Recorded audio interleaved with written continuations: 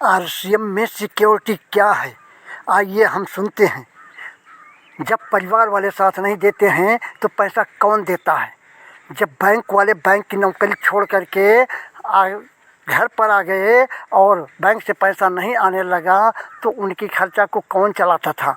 बच्चे का परिवार में एक्सीडेंट हो गया और उस एक्सीडेंट के बाद घर परिवार वाले नहीं वहाँ पर साथ दिए तो आरसीएम परिवार वालों ने साथ कैसे दिया?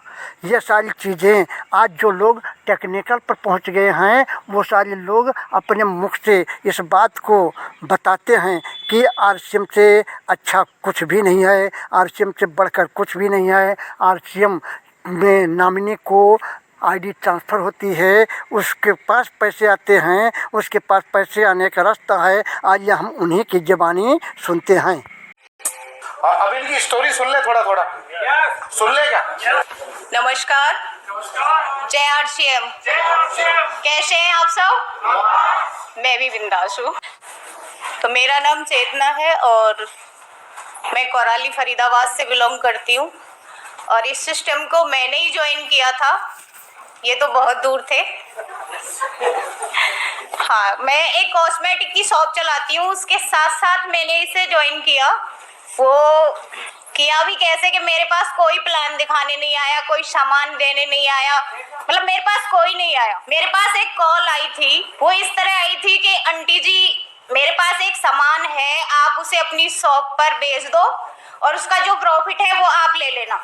अब मेरे शॉप में तो वैसे ही बहुत सामान बड़ा पड़ा था, मैं तो ऐसे किसी का सामान नहीं रख सकती। तो मैंने उनसे पूछा कि ये सामान है क्या, कैसा सामान है, कहाँ से आया है, मेरे पास क्यों रखना चाहती हो? क्या तो बस ऐसे ही, क्या तो बताओ तो सही कि है क्या? कि ये आरसीएम कंपनी है, एक उसका सामान है। मैंने कहा आरसीएम कंपनी के बारे में मैं थोड़ा बहुत जानती थी क्योंकि ये 2003 में मेरे भाई ने किया था। कभी मैंने उनसे बोला कि आरसीएम कंपनी में तो ज्वाइनिंग होती है और वो ज्वाइनिंग करके बिजनेस किया जाता है, तो मुझे किसी का सामान नहीं रखना, आप मेरी ज्वाइनिंग करा दो। वो बोली ठीक है, मैं ज्वाइनिंग करा देती हूँ।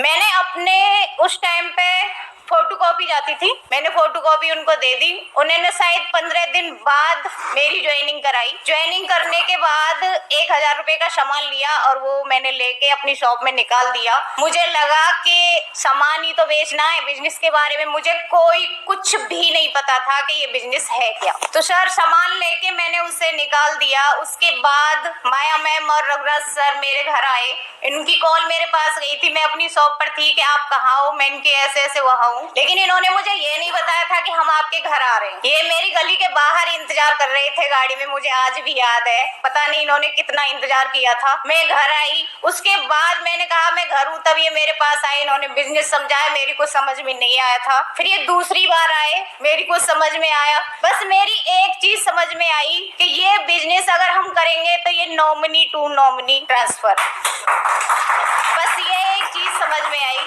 मेरी समझ में ये आई कि मैं शॉप चलाती हूँ, सामान बाजार से लेके आती हूँ, सरदार चांदनी चौक से लेके आती हूँ, उसे मैं सिर्फ तब तक ला रही हूँ जब तक मेरे हाथ पैरों में दम है। अगर मेरे हाथ पैरों में अगर कुछ भी हो गया, सामान अगर नहीं आया, तो इनकम कहीं भी आने वाली नहीं है। और अगर मैं ये बिजनेस करती हूँ तो ये बिजनेस मुझे बहुत कुछ दे सकता है और मेरे बच्चों का भविष्य बना सकता है। ये बात मेरी समझ में आई थी।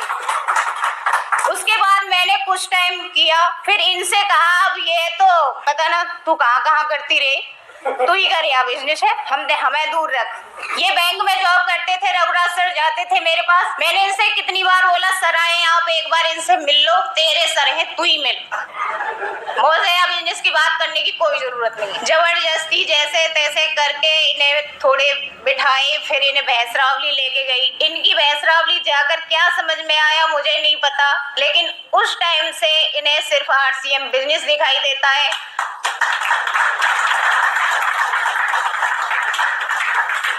कुछ टाइम इन्होंने बैंक की जॉब के साथ साथ किया। उसके बाद जब इनकी समझ में आरसीएम बिजनेस पूरी तरह से आ गया तो इन्होंने अपनी जॉब को छोड़ दिया और फुल टाइम आरसीएम में आ गए।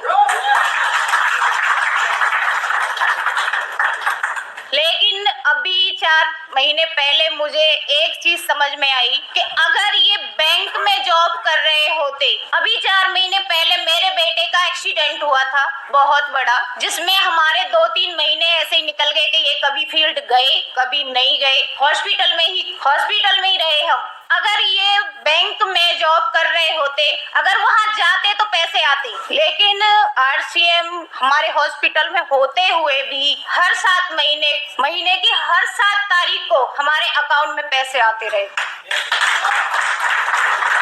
मुझे नहीं लगता कि अगर ये कहीं जॉब कर रहे होते तो अगर एक दिन की भी ये छुट्टी कर लेते तो हमें वो पैसे भेजते, एक दिन की भी छुट्टी काट ले। लेकिन आरसीएम में उस टाइम पे भी हमारा चेक बढ़कर आया। तो इस बिजनेस से अच्छा मुझे तो कोई बिजनेस नहीं लगा जिसने मेरे बच्चों का फ्यूचर ही सिक्योर कर दिया।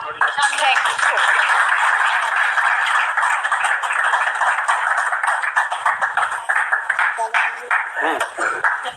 पूछ रही थी, ज्यादा तो नहीं बोले, कम भी नहीं होता। एक्चुअल में ये माइक पहले तो अच्छा लगता नहीं है, जब लग जाता है तो फिर ये छूटता नहीं है। ये हर आदमी के साथ है और जर्नी इन्होंने बताई दी है स्टार्ट कैसे हुआ। पर मैं अपनी बारे में थोड़ा बताता हूँ। बैंकिंग जॉब के साथ मुझे चीजें समझ में नहीं आ रही थी, तो एक दिन ऐसा हुआ कि बिजनेस को करना चाह रहा था लेकिन हो नहीं रहा था, तो बड़ी दिक्कत आ रही थी। और एक बार ऐसा मन हुआ कि इसे छोड़ दूं, और मैंने वो मन बना लिया कि मैं इसे छोड़ना चाहता हूँ। पता नहीं उस दिन कौन सा भगवान की कोई मर्जी थी या क्या प्लानिंग थी।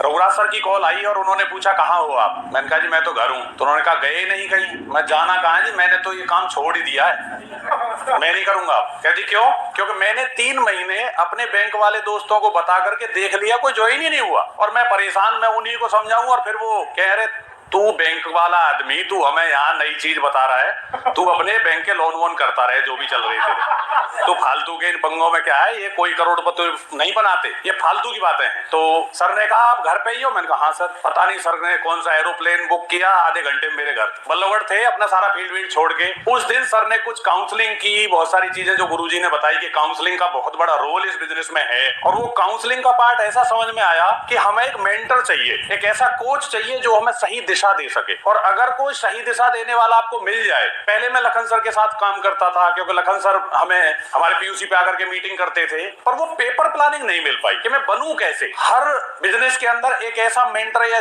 ऐसा कोच चाहिए जो आपको घड़ी घड़ी सारी चीजें बताता रहे और आप आगे बढ़ते रहें। तो उस दिन मैंने समझा कि हमें एक ऐसा कोच मिल गया है जो मुझे कहीं लेके जा सकते हैं। मैंने रघुराज सर को कहा सर आप मुझे बताइए क्या करना है, और उस दिन के बाद जो मुझे बताते गए मैं करता रहा। और 16 जून 2024 को मेरे बेटे का एक्सीडेंट हुआ। उस दिन मेरे शायद अपने परिवार वाले भी मेरे साथ नहीं थे, पर आरसीएम परिवार मेरे साथ था। ये सबसे बड़ी बात मैंने उस दिन नोटिस की। बहुत सारी बहनें, हमें यही नहीं पता चला कि हॉस्पिटल में है या घर पे है। वो खाना भी, नाश्ता भी, चाय भी वो हॉस्पिटल में ही दे के आ रहे थे। उस दिन इसकी ताकत समझ में आई कि आरसीएम छोटा मोटा काम नहीं है। अगर वो मेरे लिए जी जान लगा सकते हैं तो मैं उन बहनों के लिए सब कुछ कर सकता हूँ। ये मैंने ठान लिया था उस दिन, और उन्हें मैं कुछ बना के दिखाऊंगा, ये मैंने प्रण लिया। उस दिन एक चीज समझ में आई थी कि अगर आरसीएम परिवार नहीं होता तो शायद मैं पैसे से भी परेशान होता और हेल्थ से भी परेशान होता, क्योंकि बेटे को बचाने के लिए कुछ हमदर्द चाहिए। बहुत जबरदस्त एक्सीडेंट था, वो माथे में फ्रैक्चर हो गया था उसको, और आरसीएम ने उसे जिंदा किया। मैं तो उसे मानता हूँ कि वो हॉस्पिटल का खर्चा आरसीएम से चल रहा था, मेरे पास तो पैसा ही नहीं था, क्योंकि मैं कोई और काम ही नहीं करता, मैं तो फुल टाइम करता हूँ। ये मेरे पास तो पीयूसी का भी मैंने बाइंड अप कर दिया कि पीयूसी थोड़ी बहुत चल रही है। आरसीएम कुछ अलग डिजाइन है, जहां तक मैंने इसे समझा। और बेटा ठीक हो गया। एक दिन सर आए और पूजा जी भी आई घर पे। बेटे ने इन्हें एक ऐसा शब्द बोल दिया जिस दिन के बाद मेरी स्पीड तो कम हो गई, गुरुजी की स्पीड ज्यादा बढ़ गई। उन्होंने, बेटे ने एक ही बात बोली, सर आप तो पहले गाड़ी में चलते थे और आप तो बाइक पे आ गए, गाड़ी कहाँ गई? और जब वो सर ने समझा, मैंने बताया मैं सर ऐसे ऐसी बात आपके लिए सुनने को आ रही है। सर ने कहा मैं बैठ के बच्चों की काउंसलिंग करूंगा। इसका मतलब काउंसलिंग का सब जगह रोल है। और उस दिन रघुराज सर और पूजा जी, उनकी मिसेज घर पे आए, और किस्मत अच्छी थी कि हम चारों भी घर पे थे, बच्चे और मैं भी। बैठे, बातचीत हुई। सर ने कहा कि मुझे 4 महीने का टाइम दे दो, दिसंबर तक का,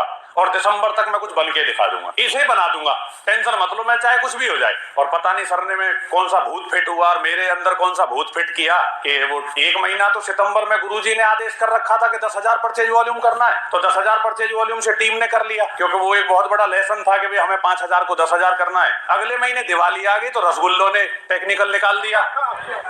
धड़ाधड़ रसगुल्ले बिके। और इस महीने हरीश संजीवनी और बहुत सारी चीजों ने कमाल किया। तो गुरुजी की प्लानिंग थी, मुझे तो पता ही नहीं है कि उन्होंने क्या कब कर दिया, क्योंकि हम क्लोजिंग भी जो लास्ट में कर रहे थे वो बिल्कुल मजे मजे में कर रहे थे, गाने भी सुन रहे थे, क्लोजिंग कर रहे थे। मैंने कहा गुरुजी ये बिजनेस कम सा हो रहा है। कह रहे आप बैठे हो, टेंशन मत लो, ये बिजनेस हो जाएगा, मैं करके ही जाऊंगा। और सुनील सर ने एक बहुत बड़ी बात बताई कि जिन जिन के गुरुजी वहां रुके वो आज एमराल्ड हैं। तो सर मेरे यहाँ रुके तो मैं टेक्निकल बन गया।